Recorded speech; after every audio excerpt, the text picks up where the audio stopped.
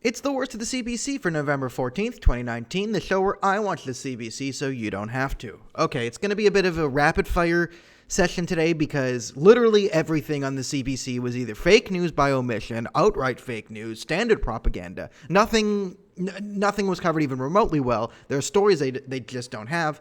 So let's just run down the list. Okay, so the main thing on the CBC today, what we're spending the most amount of time on, is impeachment gate of Donald Trump. And I've been over this before. God, it's so goddamn stupid, everything they're going, right? They have, of course, a far-left Democratic strategist on, and then, like, to represent Republicans, they get one of, like, John Kasich, who was, like, the Michael Chong or Patrick Brown of the Republican Party, who hates Trump, to be the Republican voice in the room. And then and we all hate Trump, blah, blah, blah, Trump is evil. And just making asinine, stupid arguments that basically it's bribery, that if Trump said,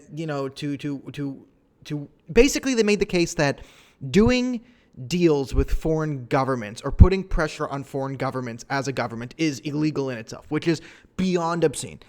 It's just the level of stupidity or malice you have to be a CBC or I guess a CNN news anchor these days is so high, but it's just so constant, and I don't understand how any intelligent person cannot see through this nonsense. But it's American stuff, so we're not going to spend that much time on it. All right, then there's a school shooting in California, right? So they can push the gun violence thing, guns. But then there's a shooting in Toronto where 2 people were shot at a business in what the police are now calling a targeted shooting. Gangs. It's mother effing gangs, and we never say the G word. We can't say the G word. Can't say the G word on the news because we have to pretend like the real perpetrators behind these gun crimes are the AR-15 and the AR-15 manufacturing company. It's literally a bunch of roving AR-15s waving Confederate flags around Toronto, shooting random people up, not targeted gang shootings. So then we have to push. Should we ban guns in Canada that are already banned? Should we make it illegal to purchase guns you already can't purchase legally? And then should we take legal gun owners and make them be illegal to do nothing about the black market? God, it is so effing stupid out there that, again, fake news by omission. Just say gang shooting. The fact that they just can't say gangs, it is another gang shooting in Toronto. What are the police going to do about gangs? We have guns running around. Drives me crazy. Okay. Then, I guess this is the biggest omission, and they kind of did cover this, but they didn't cover it. So last week, and if you're watching these a couple of times, especially during the Brazil Amazon fires, I've been making the case that CBC and the wider global left-wing media, every time there's a forest fire or a brush fire, they're going to make the case that this is climate change. And last week, there were fires in New South Wales, Australia, that they actually did say this was because of climate change.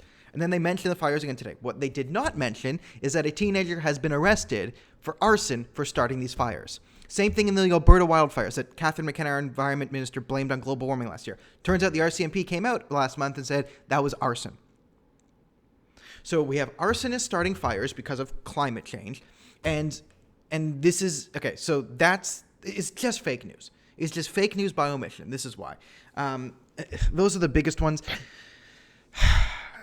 I mean, it's so transparent. I don't know how anyone can watch mainstream media these days and just not see it as blatant fake news.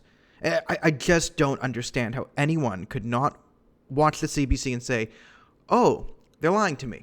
Well, I guess you're not following other types of media. So I'll retract that. If you just watch mainstream media, like, there's studies that have been shown that you end up being more uninformed than people who just don't watch the news. And I totally see why after watching today's news or, Trump bashing extravaganza.